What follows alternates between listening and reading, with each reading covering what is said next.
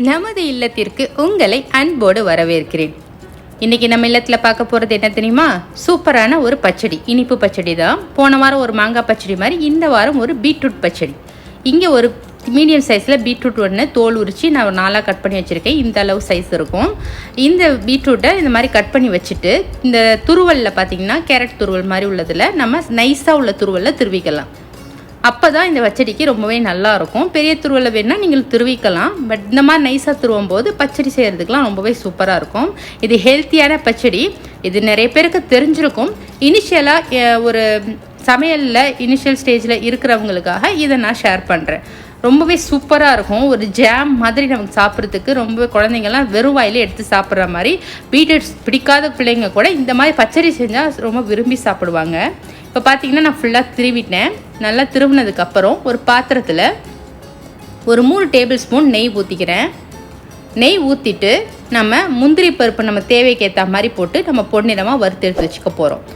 இதுக்கு பார்த்திங்கன்னா எங்கள் ஊரில் நான் ஏற்கனவே நம்ம பாய் வீட்டு முஸ்லீம், எங்கள் ஊர் முஸ்லீம் கல்யாணத்துடைய ஸ்வீட் அப்படின்னு சொல்லி ஒரு ஃபிர்னி ஷேர் பண்ணியிருப்பேன். உடைச்ச கோதுமை பாயாசம் தான் அது. அதுக்கு மேலே இந்த பச்சடியை ஒரு ஸ்பூன் சேர்த்து போட்டு சர்வ் பண்ணுவாங்க.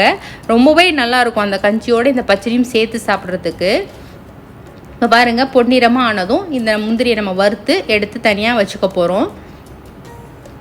நிறையவே நான் முந்திரி போட்டிருக்கேன் நீங்கள் நினைக்கலாம். கொஞ்சமான ஒரு இதுக்கு இவ்வளோ தேவையில்லை தான். பட் இந்த மாதிரி ஒவ்வொரு வாய்க்கும் நான் ஏற்கனவே சொன்ன மாதிரி எனக்கு ஒவ்வொரு வாய்க்கும் ரெண்டு முந்திரி அந்த மாதிரி வந்துச்சுன்னா ரொம்பவே பிடிக்கும் எனக்கும் எங்கள் வீட்டுக்காருக்கும். அதனால் நான் நிறையவே போட்டிருக்கேன். இப்போ நான் இதை எடுத்து வச்சிருந்தேன் ஒரு பவுலில்.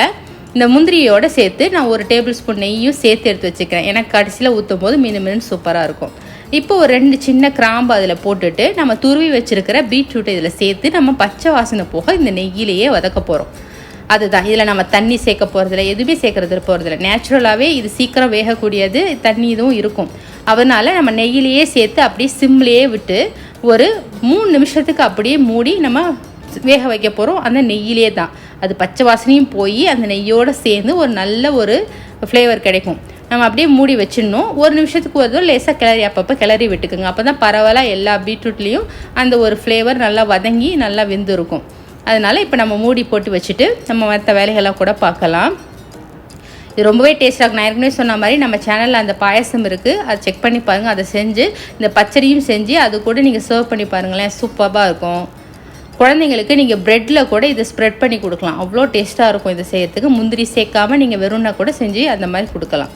இப்போது அது மாதிரி நான் சொன்ன மாதிரி 3 நிமிஷத்துக்கு அப்புறம் நல்லா வெந்து வாசமாக இருக்குது. இப்போது நம்ம இனிப்புக்கு ஒரு 1/2 கப்பு நான் ப்ரௌன் சுகர் தான் சேர்க்குறேன். தலை தட்டினாப்பில், குவிஞ்சாப்பில் இல்லாமல் கொஞ்சம் குறைச்சா மாதிரி 1/2 கப்லேயே கொஞ்சம் தலை தட்டி குறைஞ்சா மாதிரி நம்ம இந்த இனிப்பு சேர்த்துக்கிட்டால் இதுக்கு போதுமானதாக இருந்துச்சு. உங்கள் இனிப்புக்கு தகுந்த மாதிரி நீங்கள் சேர்த்துக்கோங்க. உங்களுக்கு கூட இருந்துச்சுன்னா குறைச்சிக்கோங்க, குறைச்சலாக இருந்துச்சுன்னா குறைச்சலாக இருக்காது, இந்த அளவு போதுமானதாக இருக்கும். கூட இருக்காமல் இருந்துச்சுன்னா குறைச்சிக்கோங்க.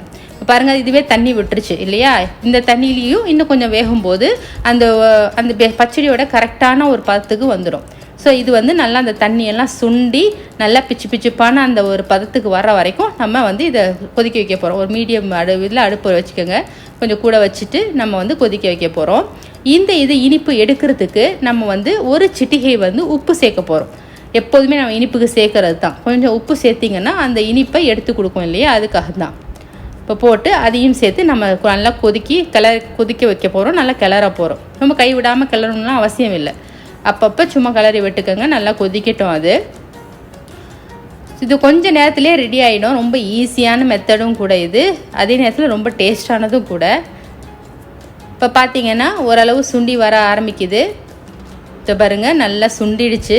இப்போ நம்ம பார்த்து இப்படி இழுத்து பார்த்தோன்னா ஒரு மாதிரி நல்லா கெட்டியாக இருக்கும். இப்போ கடைசியாக நம்ம நெய்யோடு சேர்த்து வச்சுருக்கிற அந்த முந்திரியை சேர்த்து கிளறும் போது பார்க்கும் போது எம்மியாக இருக்குது பாருங்கள், சூப்பராக இருக்குது பாருங்கள். நல்லா கிளறி விட்டு பதம் ரெடியாக இருக்குது. நம்ம இதை இறக்கிட வேண்டியதான். சூப்பரான பதம் வந்துருச்சு பாருங்கள், எம்மியாக இருக்குது. இதில் பால் சேர்க்கல, மில்க் மெய்ட்லாம் எக்ஸ்ட்ராவாக சேர்த்து அது ஹல்வா மாதிரி ஆகிடும். அப்படி இல்லாமல் வெறும் நம்ம பச்சடிங்கிறதுனால இப்படி செய்கிறோம். நீங்கள் ஹல்வா மாதிரி செய்கிறதா இருந்தால் பால் மில்க் மெய்ட்லாம் கொஞ்சம் சேர்த்துக்கோங்க, அது அவங்கவுங்க விருப்பம். இப்போ நம்ம பார்க்குறது பச்சடியோட மெத்தடு தான். ஸோ இதோட நான் இறக்கிக்கிறேங்க. இறக்கி நம்ம சர்வ் பண்ண போகிறோம். ஆறுனதுக்கப்புறம் பார்த்திங்கன்னா இன்னுமே சூப்பராக எம்மியாக இருக்கும். நான் அந்த சர்விங் பிளேட்டில் கொட்டி காட்டுறேன் எப்படி இருக்குன்னு பாருங்கள். சூப்பராக இருக்கும். நீங்கள் கொஞ்சம் செஞ்சாலும் போதும், கொஞ்சம் கொஞ்சம் ஒவ்வொரு ஸ்பூன் வந்து எல்லோரும் சாப்பிட்டாலுமே ரொம்ப எம்மியாக இருக்கும். அந்த வாயிலே அந்த டேஸ்ட் இருக்குன்னு சொல்லுவாங்கள்ல, அந்த மாதிரியான ஸ்வீட் தான் இதுவும். பீட்ரூட் பிடிக்காதவங்களுக்கு கூட இப்படி செஞ்சு கொடுத்தா சாப்பிட்ருவாங்க. சூப்பராக இருக்குது. சும்மா அழகுக்காக இன்னும் மிச்சம் இருக்கிற முந்திரியை ஒரு நாள் சேர்க்குறேன், அவ்வளோதான். இப்போ பாரி இருக்குது, அதை எடுத்து காட்டின பாருங்கள் எப்படி இருக்குன்ட்டு. செமையாக இருக்குதுல்ல. நீங்களும் செஞ்சு பாருங்கள், உங்கள் வீட்டில் செஞ்சு பார்த்துட்டு எப்படி இருந்துச்சுன்னு கமெண்ட்ஸில் உங்களோட எக்ஸ்பீரியன்ஸை பகிர்ந்துக்கங்க. இந்த வீடியோ உங்களுக்கு பிடிச்சிச்சுன்னா லைக் பண்ணுங்கள், ஷேர் பண்ணுங்கள், மறக்காமல் சப்ஸ்கிரைப் பண்ணிவிடுங்க. தேங்க்ஸ் ஃபார் வாட்சிங்.